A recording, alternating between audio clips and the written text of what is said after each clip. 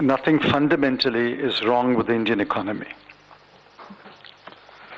Let's put this in context.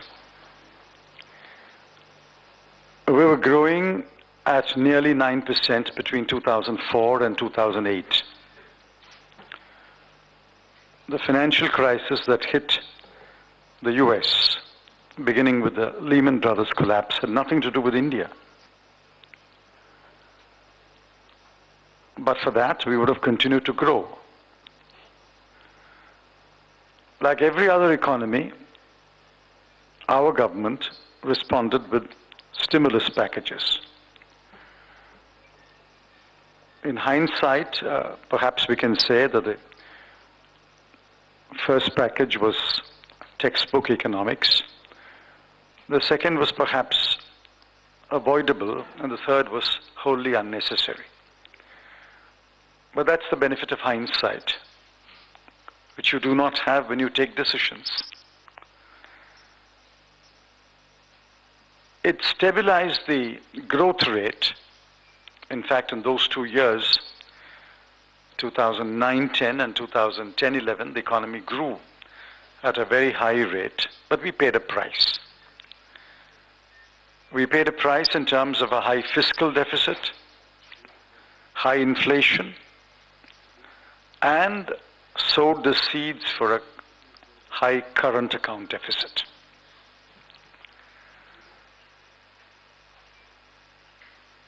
In 2012, we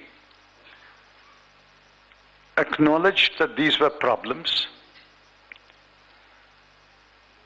And in my first statement on the 6th of August, I said these problems will be addressed. On fiscal deficit, I said that I will not allow the fiscal deficit to go to what was feared at that time, 6% and above. I said I will contain the fiscal deficit to below 5.3 as recommended by the Kelkar Committee, and I will try to do better. In several financial centers of the world, in which some of you, or maybe many of you, were present,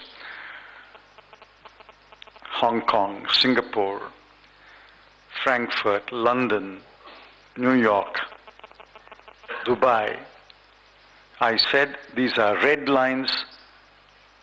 These red lines will not be breached. I will contain the fiscal deficit.